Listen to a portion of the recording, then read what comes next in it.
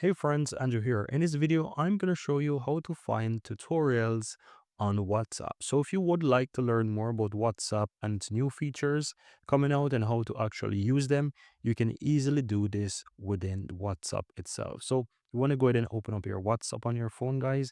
And once you're inside WhatsApp, you just want to go ahead and scroll down and you will find an option that says WhatsApp. As you can see right here, it says WhatsApp, right? So you will find WhatsApp like a little message there within it, and you can just go ahead and tap on WhatsApp. Within this option, guys, basically it gives you a lot of different tutorials or quick tips on how to use a lot of different features within WhatsApp. So all you have to do is just go through and just click on anyone and it's going to play, as you can see, and it gives you basically instruction how to do those different tasks, right? And once you want to stop it, you just click on your phone, then clicking back on the upper right, and then you can just move down to the next.